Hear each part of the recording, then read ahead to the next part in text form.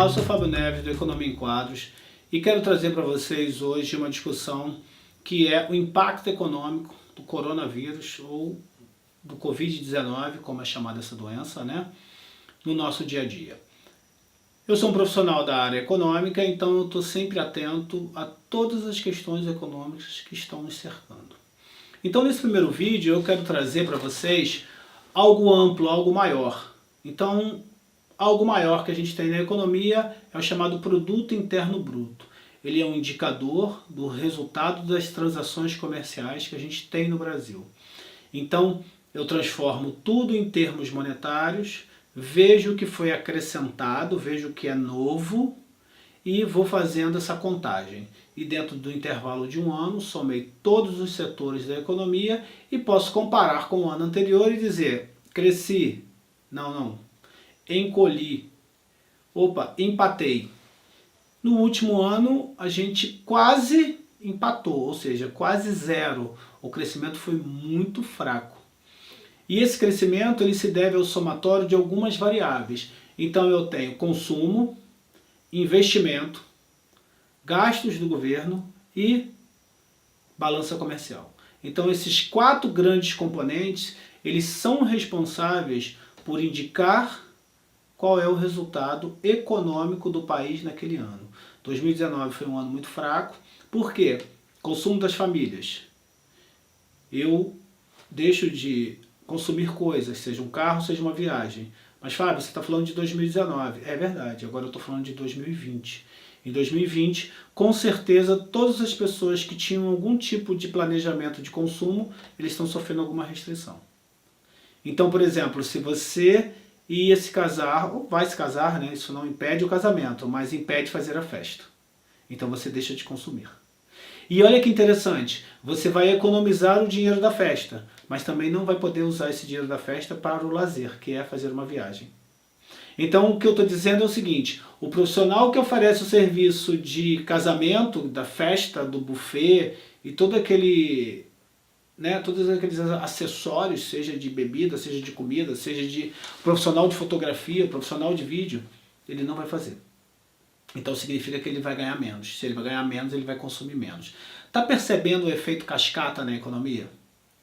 Aí vamos sair do consumo e vamos falar dos investimentos. O investimento ele é realizado pelo agente econômico, que é um empresário, que é o empreendedor.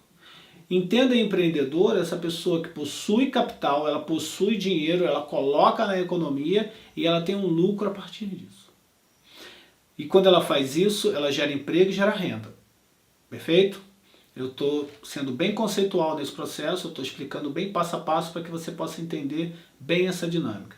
Só que tem um detalhe, se eu olhar os últimos anos, de 2014 até 2020, o empresário brasileiro não está colocando dinheiro na nossa economia, não está colocando dinheiro no Brasil. Fábio, como é que você afirma isso? Porque é só olhar o número. Não tem o que discutir, você olha o número e você vê. O empresário não está vindo, ele não está colocando dinheiro na economia. Com isso eu não consigo gerar emprego, não consigo gerar renda na medida que eu preciso. Aí eu tenho outro componente, que são os gastos do governo. O governo ele pode ter esse papel na economia, dependendo daquilo que ele acredite ou não. Como assim? O governo ele arrecada, ele nos cobra lá impostos associados aí aos produtos e serviços que nós estamos consumindo no dia a dia. E com essa arrecadação, ele possui lá um orçamento e ele vai destinar esse orçamento da maneira que ele entende que é mais adequado e também da maneira como a Constituição orienta. Perfeito? E hoje eu não tenho a menor dúvida, o governo vai ter que ter muita atenção com relação à saúde e colocar recursos monetários nisso e também, de alguma forma, buscar mecanismo para que as empresas e os consumidores, de alguma forma, sejam preservados no Brasil. Porque eu preciso desse cara ano que vem, ele precisa comprar, ele precisa ter renda, ele precisa ter vida. E qual é o último componente do PIB? É a balança comercial. A balança comercial ela pode ser superavitária ou deficitária, a grosso modo, ou pode ser nulo, né? Mas Deficitária é quando eu estou devendo, então eu estou, por exemplo, comprando mais daquilo que eu estou vendendo. E a venda, nesse caso, é exportação. Então a balança comercial é a relação entre exportação e importação. O grande problema é, eu estou exportando produtos para os outros países, só que tem uma questão, esses outros países estão com a fronteira fechada. Esses outros países estão consumindo menos. Por quê? Porque existe o coronavírus. E está afetando a vida deles também, assim como está afetando a minha, assim como está afetando a sua. Então, pensa só, todo governo ele é otimista quando ele divulga o PIB. Perfeito? Por quê? Porque isso é a medida das transações que estão ocorrendo no país, dentro desse intervalo de um ano, como eu coloquei.